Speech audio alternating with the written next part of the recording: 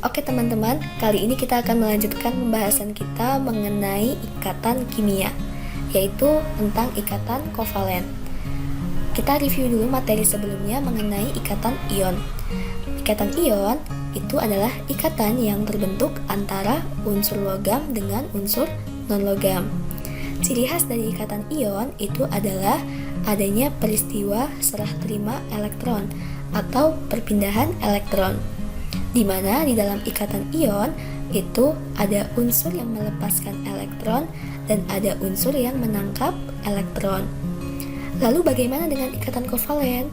Ikatan kovalen itu terjadi karena adanya pemakaian elektron secara bersama-sama.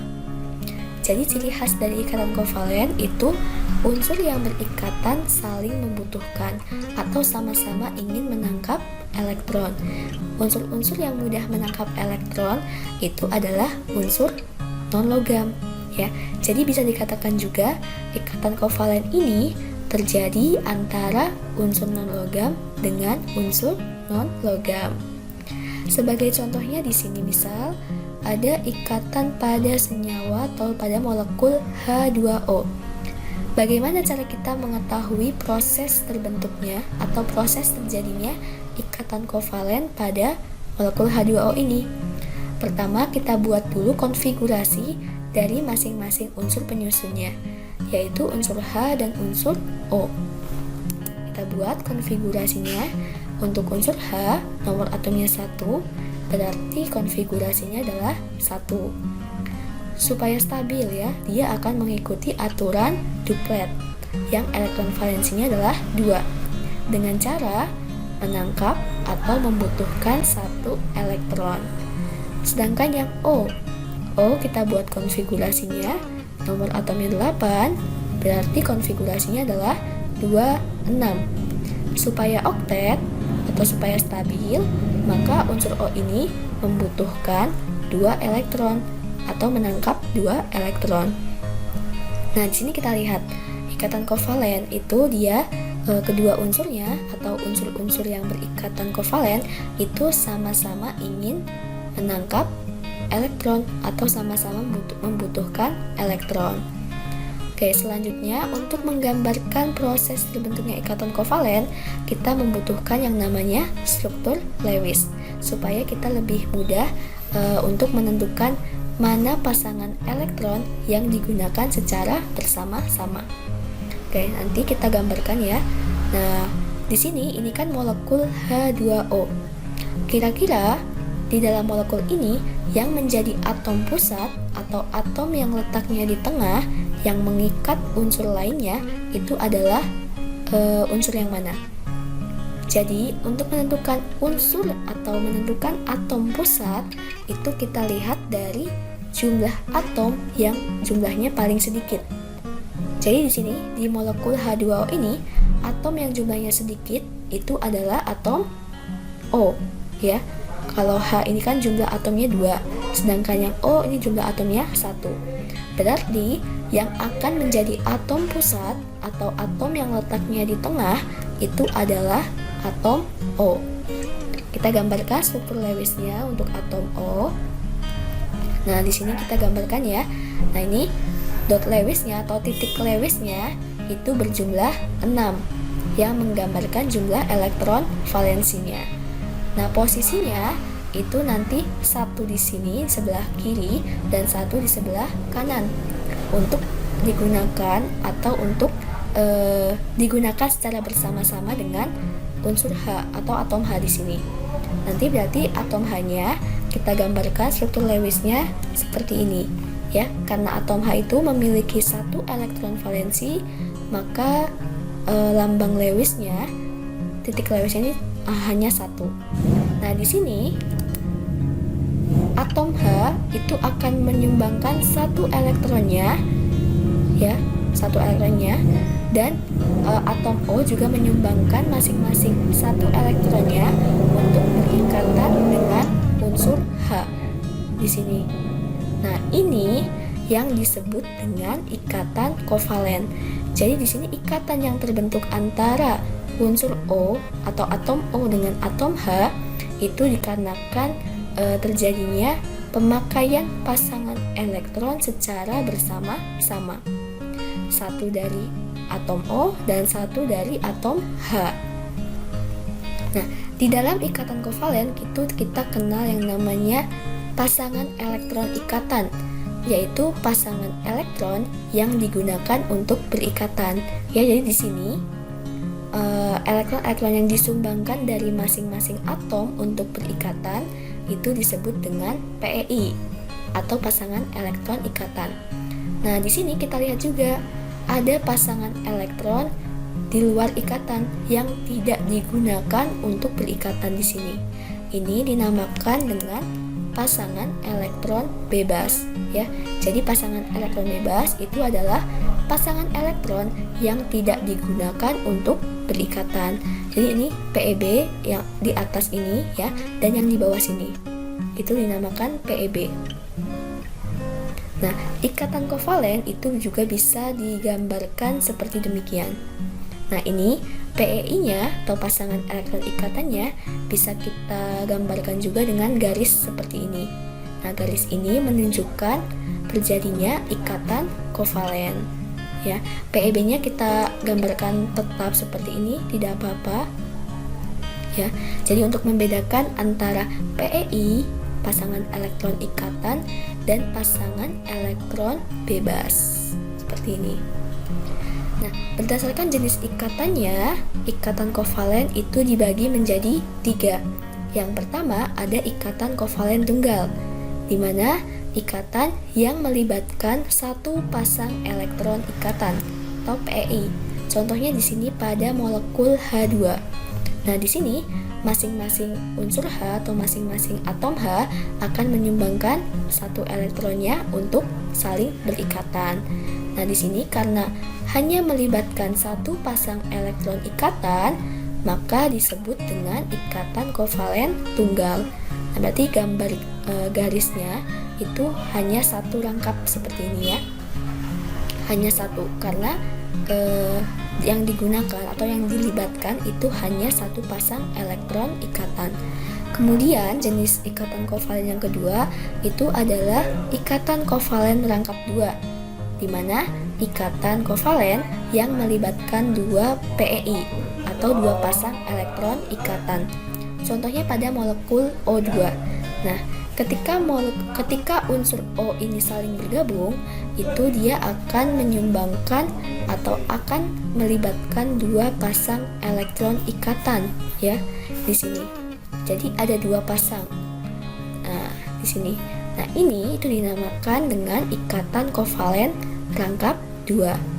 Jadi kalau ikatan kovalen rangkap 2 berarti gambar garisnya itu ada 2, ya, rangkap 2 seperti ini. Lalu jenis ikatan kovalen selanjutnya itu adalah ikatan kovalen rangkap 3, yaitu ikatan kovalen yang melibatkan 3 pasang elektron ikatan. Contohnya seperti pada molekul nitrogen atau molekul N2. Nah, ketika unsur N ini saling bergabung, itu dia akan melibatkan 3 pasang elektron ikatannya di sini. Jadi masing-masing unsur N atau atom N ini akan menyumbangkan 3 elektronnya untuk saling berikatan. Ya, sini ada jumlahnya 3, ya, 1, 2, dan 3. Nah, digambarkan seperti ini. Nah, ikatan kovalen rangkap 3 berarti gambar garisnya itu ada 3 rangkap. Jadi untuk membedakan ikatan kovalen tunggal, rangkap 2, rangkap 3, itu kita lihat dari gambar garisnya seperti ini, ya. Kemudian, nah di sini kita akan bahas mengenai ikatan kovalen koordinasi. Apa itu ikatan kovalen koordinasi? Nah, ikatan kovalen koordinasi itu terjadi apabila pasangan elektron itu hanya berasal dari salah satu atom saja, sedangkan atom yang lain itu tidak menyumbangkan elektron. Jadi kalau ikatan kovalen itu kan masing-masing unsur yang ingin berikatan itu harus menyumbangkan elektronnya, ya. Nah, kalau pada ikatan kovalen koordinasi itu ada salah satu atom yang dia itu tidak menyumbangkan elektron. Jadi dia hanya menggunakan elektron yang diberikan oleh atom yang satunya saja, gitu. Ikatan kovalen koordinasi itu ditandai dengan panah dengan arah panah ke atom yang diberikan elektron.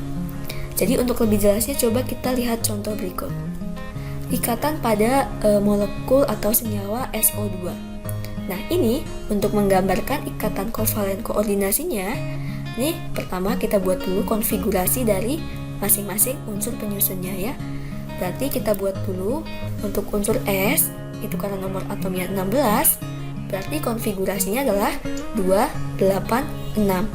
Supaya oktet, maka dia harus membutuhkan 2 elektron. Sedangkan yang O konfigurasinya berarti 2, 6. Nah, supaya oktet, maka unsur O ini harus membutuhkan atau harus menangkap 2 elektron. Oke, selanjutnya kita tentukan atom pusatnya. Atom pusatnya itu ditentukan dari atom yang jumlahnya paling sedikit. Di sini yang jumlahnya paling sedikit itu adalah atom S ya, karena jumlahnya cuma 1. Kalau O dia jumlahnya 2. Berarti kita gambarkan struktur Lewis dari atom S seperti ini. Nah, ini jumlah titik Lewisnya itu ada 6 ya, menggambarkan jumlah elektron valensi dari S. Kemudian unsur O, atom O. Atom O kita gambarkan struktur Lewisnya seperti ini ya. Dia memiliki 6 elektron valensi juga. Kita gambarkan seperti ini. Kemudian atom O yang satunya kita letakkan di sini. Nah, untuk mengecek apakah posisi atau gambar struktur Lewis yang kita buat ini sudah benar atau belum, kita hitung masing-masing atom ini sudah memenuhi aturan oktet atau belum, yaitu jumlah elektronnya sudah 8 atau belum. Yang pertama kita cek dulu untuk atom S. Nah, atom S kita cek apakah elektronnya sudah 8 atau belum ya. Di sini berarti 1, 2, 3, 4, 5, 6, 7, 8 ya, berarti atom S sudah memenuhi aturan oktet di sini. Nah, menghitung elektronnya di sini. Nah, kemudian bagaimana dengan atom O? Apakah dia sudah oktet atau belum? Kita cek juga di sini. O, ini jumlah elektronnya 1, 2, 3, 4, 5, 6, 7, 8 ya. Jadi di sini atom O yang sebelah sini juga sudah memenuhi aturan oktet. Jumlah elektronnya sudah 8. Kemudian O yang di bawah, kita cek juga jumlah elektronnya 1, 2, 3, 4, 5, 6, 7, 8. Berarti O yang di bawah juga sudah memenuhi aturan oktet. Berarti struktur Lewis senyawa SO2 yang kita gambarkan ini sudah benar ya, karena masing-masing unsurnya sudah memenuhi aturan oktet. Kemudian kita tentukan mana ikatan kovalen koordinasinya. Nah, ikatan kovalen koordinasi itu terjadi apabila pasangan elektron berasal dari salah satu atom saja. Nah, bila kita lihat di sini, nah ikatan kovalen koordinasi letaknya yang sebelah mana? Ikatan kovalen koordinasi ini letaknya yang ini ya. Nah, ini elektron yang diberikan oleh S itu juga digunakan oleh unsur O atau atom O untuk berikatan. Jadi di sini antara atom S dan atom O untuk berikatan atau untuk dapat berikatan ini hanya digunakan pasangan elektron yang berasal dari atom S saja. Sedangkan atom O dia tidak menyumbangkan elektronnya. Nah, jadi inilah yang disebut dengan ikatan kovalen koordinasi. Jadi ciri-cirinya elektronnya itu hanya berasal dari salah satu atomnya saja. Ya, ini berarti di sini dari atom S-nya saja ya. Sedangkan yang O itu dia tidak menyumbangkan elektron. Nah, yang ini ikatan kovalen ini merupakan ikatan kovalen rangkap 2 karena melibatkan 2 pasang elektron ikatan. Nah, struktur Lewis SO2 ini bisa kita gambarkan juga seperti ini. Nah, ini menggambarkan ikatan kovalen rangkap 2 dan ini tanda panah ya yang arahnya itu menunjukkan elektron yang diberikan. Jadi ini tanda panah ini menggambarkan terjadinya ikatan kovalen koordinasi. Arah panahnya ini menunjukkan bahwa atom S memberikan pasangan elektronnya kepada atom O untuk saling berikatan. Ya, seperti ini gambarnya. Kemudian contoh ikatan kovalen koordinasi selanjutnya pada senyawa H2SO4. Nah, di sini pertama kita buat dulu masing-masing konfigurasi dari unsur-unsur penyusunnya. Berarti ada unsur H, unsur S, dan unsur O. Nah, setelah kita buat seperti ini ya. Yang H berarti konfigurasinya 1, elektron valensinya 1. Nah, sedangkan yang S itu berarti konfigurasinya 286. Yang O konfigurasinya berarti 26. Nah, ini semua unsurnya ini sama-sama atau saling membutuhkan elektron. Yang H dia membutuhkan 1 elektron, sedangkan yang S membutuhkan 2 elektron, yang O membutuhkan 2 elektron juga. Selanjutnya kita tentukan atom pusatnya. Nah, mana yang akan menjadi atom pusat di sini? Kita lihat jumlah atom yang paling sedikit itu adalah atom S ya. Karena di sini jumlahnya cuma 1. Berarti yang akan menjadi atom pusat itu adalah atom S. Kita gambarkan seperti ini. Nah, ini atom S ya, ada 6 titik Lewis di sini yang menunjukkan jumlah elektron valensinya. Kemudian selanjutnya kita gambarkan unsur atau atom O. Nah, atom O kita gambarkan di sini ya. Jadi di sini akan terjadi ikatan kovalen di mana S akan menyumbangkan 1 elektronnya dan O akan menyumbangkan 1 elektronnya untuk dapat saling berikatan. Begitupun dengan yang sebelah kanan sini. Nah, kemudian karena unsur O ini baru 2 ya, sedangkan jumlahnya itu adalah 4. Berarti atom O sisanya kita letakkan di atas dan di bawah sini. Kemudian bagaimana dengan atom H? Nah, atom H itu pada struktur Lewis biasanya terletak di paling ujung atau yang paling terakhir lah ibaratnya, di paling pojok atom H ini. Ya, jadi atom H ini biasanya dia terletak di paling ujung di sini, terikat terakhir karena dia hanya memiliki 1 elektron valensi di sini. Nah, di sini ikatan kovalen yang terjadi antara atom O dan atom H ya, di sini atom H menyumbangkan 1 elektron dan atom O menyumbangkan 1 elektron supaya dapat saling berikatan. Nah, untuk mengecek apakah struktur Lewis senyawa H2SO4 yang kita buat ini betul atau belum, kita cek masing-masing unsurnya itu sudah memenuhi aturan oktet atau belum. Jadi kita cek masing-masing unsurnya atau masing-masing atomnya ini apakah elektronnya sudah berjumlah 8 atau belum. Kecuali atom H ya, dia hanya bisa memenuhi aturan duplet atau jumlah elektronnya adalah 2. Nah, ini apabila kita cek satu persatu itu masing-masing atomnya itu sudah memenuhi aturan oktet ya, atau jumlah elektronnya itu 8. Nah, di sini kita tentukan mana yang menjadi ikatan kovalen koordinasi. Nah, di sini jelas ya, di sini jelas terlihat yang menjadi ikatan kovalen koordinasi itu adalah yang sebelah sini.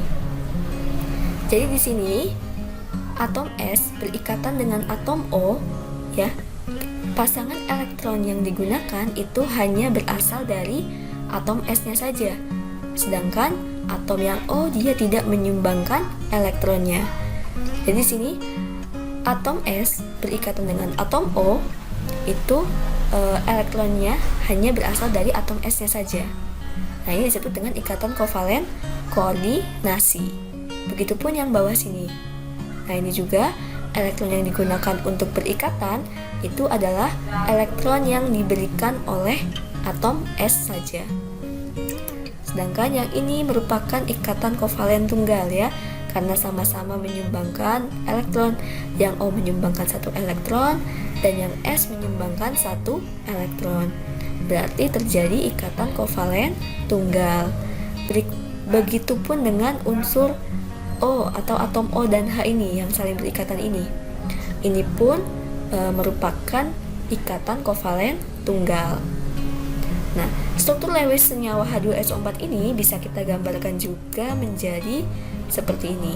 Nah, ini ya, tanda panah ini menunjukkan terjadinya ikatan kovalen koordinasi. Sedangkan yang bentuknya garis tunggal seperti ini itu menandakan terjadinya ikatan kovalen tunggal. Oke, selanjutnya tadi kita sudah membahas ikatan kovalen koordinasi. Selanjutnya itu ada ikatan kovalen polar dan ikatan kovalen nonpolar. Apa ini? Nah, jadi kepolaran suatu senyawa itu sangat ditentukan dari perbedaan keelektronegatifan atom penyusunnya. Kepolaran itu dinyatakan dengan momen dipol, yang nilainya itu adalah muatan dikali jarak. Jadi di dalam senyawa itu kan ada dua unsur. Nah, bisa saja salah satu unsurnya ini dia memiliki keelektronegatifan yang lebih tinggi dibandingkan dengan unsur yang satunya, sehingga di sini akan terjadi perbedaan keelektronegatifan. Yang pertama itu ada ikatan kovalen polar. Nah, ikatan kovalen polar itu merupakan ikatan kovalen yang terbentuk ketika dua unsur yang berikatan itu memiliki perbedaan keelektronegatifan yang cukup besar atau nilainya lebih dari 0,5.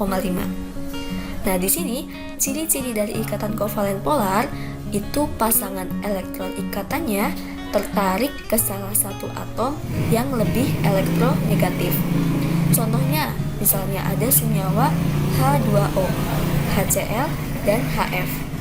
Jadi bila digambarkan misalnya seperti ini. Ini ada senyawa HCl. Nah, ini ya, senyawa HCl ini dia berikatan kovalen. Tetapi salah satu unsur penyusunnya itu lebih elektronegatif.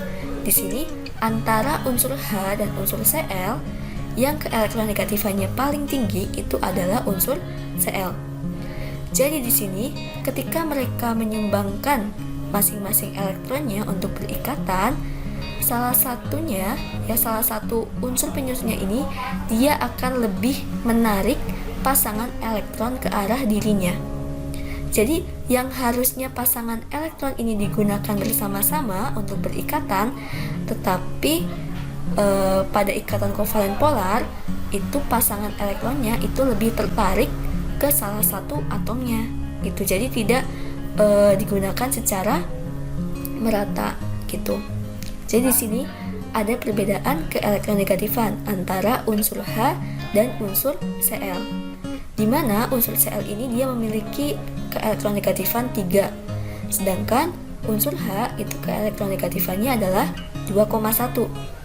Berarti ini perbedaan keelektronegatifan antara unsur H dan unsur Cl itu adalah 0,9 ya. Jadi di sini ciri-ciri dari ikatan kovalen polar itu adalah memiliki perbedaan keelektronegatifan yang cukup besar, yang nilainya di atas atau lebih dari 0,5. Lalu bagaimana dengan ikatan kovalen nonpolar? Ikatan kovalen nonpolar ini ikatan kovalen yang terjadi apabila kedua unsur yang saling berikatan itu memiliki perbedaan keelektronegatifan yang sangat kecil atau bisa jadi 0. Ya, jadi nilai perbedaan keelektronegatifannya itu antara 0 sampai 0,5 atau sangat kecil nilainya. Nah, di sini ciri-ciri dari ikatan kovalen nonpolar itu pasangan elektron ikatan tertarik sama rata. Jadi kalau tadi ikatan kovalen polar, PI-nya tertarik ke salah satu unsur ya. Kalau di kovalen nonpolar, ini PI-nya itu tertarik sama rata. Contohnya pada senyawa Cl2, O2, CO2 dan CH4. Dan ciri-ciri dari ikatan kovalen nonpolar itu biasanya senyawa diatomik atau senyawa yang tersusun sama-sama dari unsur yang sama. Contohnya kayak gini, Cl2O2 itu kan tersusun dari unsur yang sama, berarti akan membentuk ikatan kovalen non-polar. Contohnya misal di sini, senyawa Cl2. Nah, ini ya, senyawa Cl2 ini akan saling berikatan kovalen, sama-sama menyumbangkan elektron untuk digunakan secara bersama-sama. Nah, di sini karena unsur Cl ini memiliki perbedaan keelektronegatifan 0 ya, karena ini kan disusun dari sama-sama senyawa Cl ya, yang memiliki nilai keelektronegatifan 3.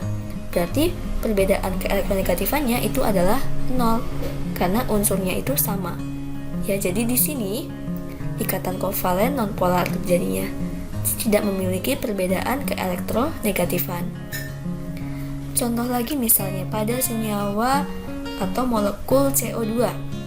Nah, di sini pada molekul CO2, pasangan elektron ikatan yang digunakan antara unsur O dan unsur C ya, itu di sini ada ikatan kovalen rangkap 2 ya di sini.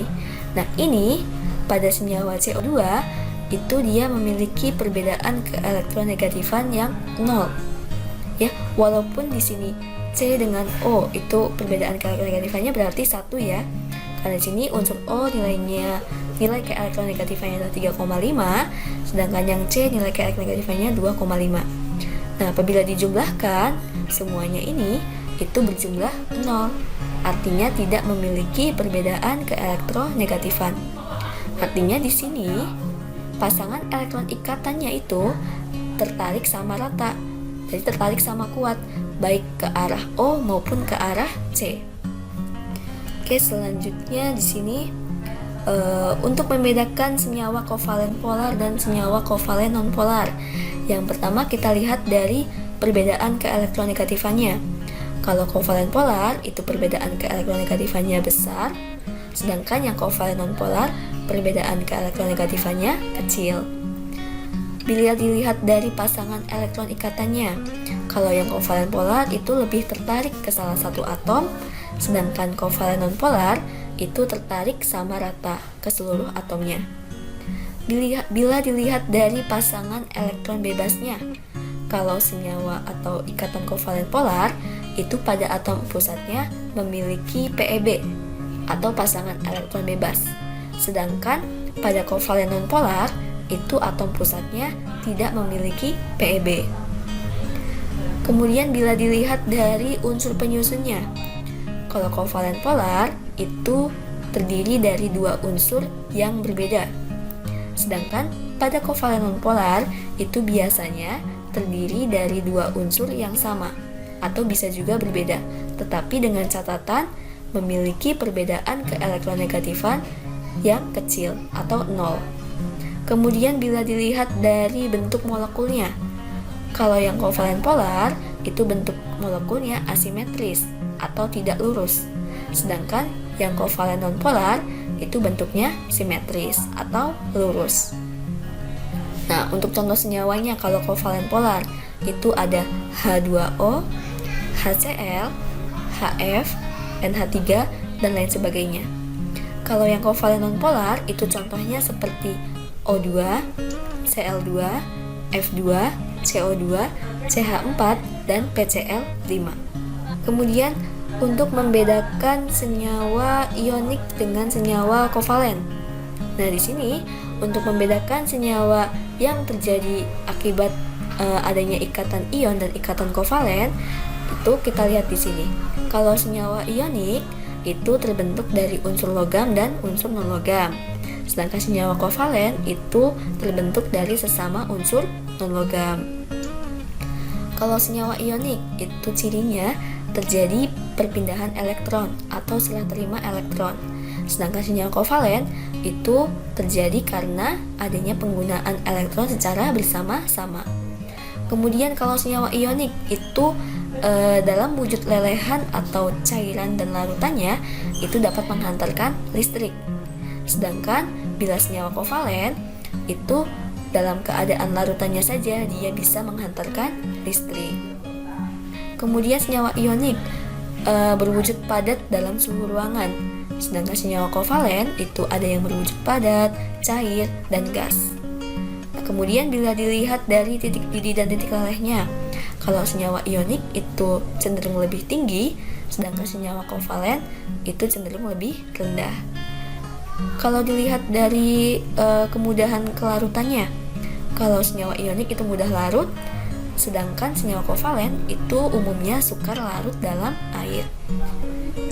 Kemudian untuk senyawa ionik itu memiliki perbedaan keelektronegatifan yang tinggi, ya. Jadi untuk senyawa ionik itu perbedaan keelektronegatifanya itu di atas 2. Sedangkan kalau yang senyawa kovalen itu dia memiliki perbedaan keelektronegatifan lebih kecil dari 2. Nah, untuk senyawanya ini bisa kita lihat di sini.